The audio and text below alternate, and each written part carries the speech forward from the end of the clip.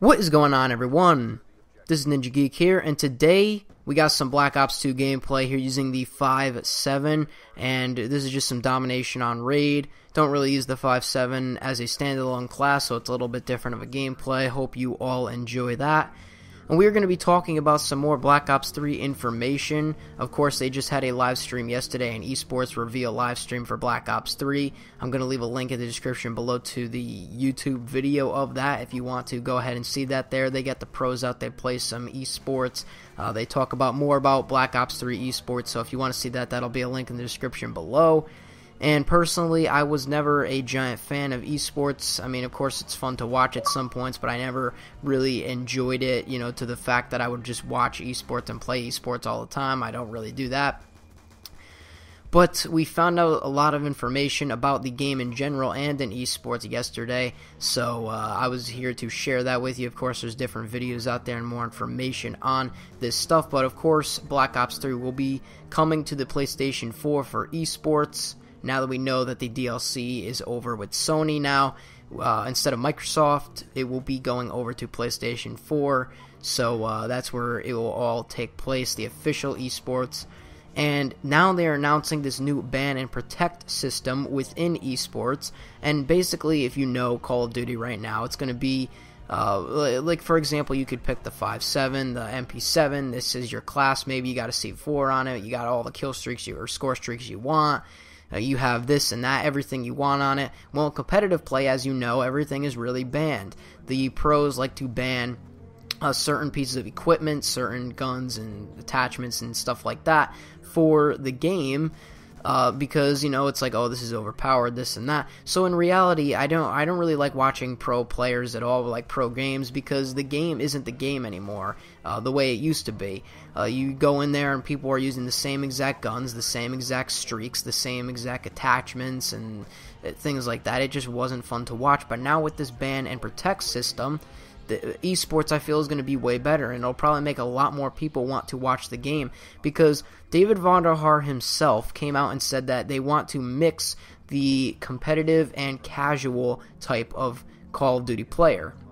So, for example, you know, you're playing, they want the game to feel like as if you're playing it either way. So in competitive, with this new ban and protect system, the player of course, the professional team that's playing gets to ban something. So let's say they ban the UAV. The first player on the team bans the UAV, then the next player on the other team protects the Man of War assault rifle or something like that. So they want to use that, you know, so they protect it so they can use it, and then the first player banned the UAV so they couldn't use it. Now, the next game that they go and play, of course, you know, every player would choose what they want to ban and protect, so it goes through the whole list. Now then, let's say they play another game, like a different kind of match, and then they get to ban and protect what else they use. So maybe the player before was really good with the specialist streak, something like that.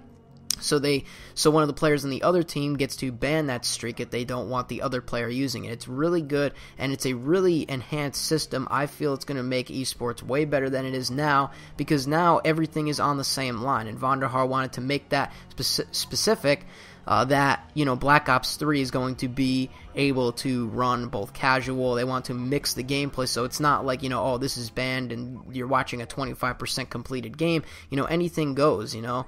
It's just like, I think that it's a great idea that they came up with this whole system of what goes each and every single match, so it's not specific things that are banned. But that is not all about esports. I want to talk about league play for a second in Black Ops 3. It's going to be returning as the arena mode. Now, speaking of this, first off, arena mode will be only available on the Xbox One, PlayStation 4, and PC, I believe. Arena mode will not be on the last gen console, so that's just another thing. If you like to play esports and you don't have a current gen console like the Xbox One or the PlayStation 4 or the PC, you're gonna have to get that to play arena mode. But it's basically the same thing as league play. You know, Vonderhaar said himself that wins count for wins, loses count for losses. It's a whole win and lose base game mode. Of course, it's like the same thing as league play, except wins really count and losses really affect your standing in there. So that's really it on arena mode. Lots of stuff there. Next, I want to talk more about the actual guns in the game. We got some new guns announced, so I think they're going to be playable with the beta that's coming. We got the M8A1, or the M8A7 as they call it in Black Ops 3. It is the M8A1 returning into Black Ops 3, called the M8A7. And if you want to see gameplay of the M8A7, I think it's in the live stream too, so you can go and watch, because of course they play the competitive matches there and show you the whole ban and protect system, all of that, and how it works in the live stream. Then we got the new Razor SMG. I think it's supposed to be a higher kind of rate of fire, it looks like it. Not too much information on that. And then we have a sort of charge sniper rifle where you have to charge it up to use it, and you get like 3 rate of fire bolts with it, so you can shoot 3 rapid shots. I'm not entirely sure. I don't think they showed gameplay of that one, but we got 3 new weapons announced here, so we'll have to see how that goes within the Black Ops 3 beta, if those are in there by the time the beta comes out, which I'm guessing it should be, since of course the M8A7 was playable at this event.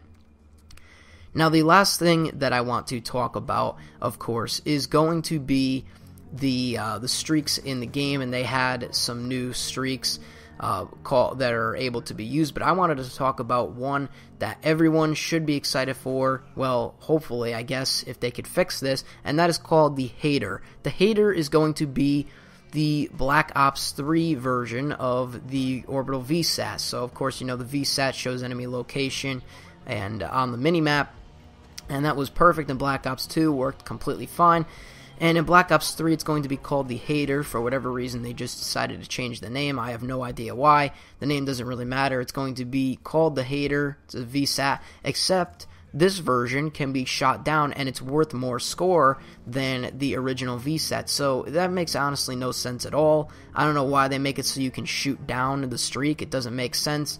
In Black Ops 2, when you earned a VSAT, you completely earned the VSAT. There was no, the counters were the counter UAV and the EMP. And by the way, the EMP in Black Ops 3 is going to be the power core, which is what we've seen in some of the loadouts. You've seen the power core there, but the power core is going to be the EMP, but that is the only way that you can take out the VSAT, except in Black Ops 3, you can now shoot it down with a rocket launcher. It doesn't make any sense at all. I feel that the VSAT needs to be well earned, and it needs to be worth a less score to do that. You know, the VSAT, I feel it should stay the same as it was in Black Ops 2. Just don't mess with that.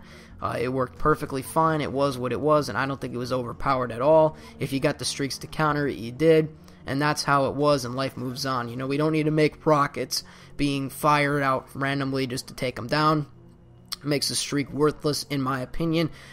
But there is all some Black Ops 3 information. So we talked about the ban and protect system, which I really enjoyed watching, and you're also going to be able to watch via the Codcaster mode live matches that are actually going on. I believe, if I'm not mistaken, that's also a feature for next generation, like the Xbox One, PlayStation 4, and PC, but you're going to be able to watch live matches as they happen right within the Black Ops 3 game itself, so you can do that, and just a ton of stuff.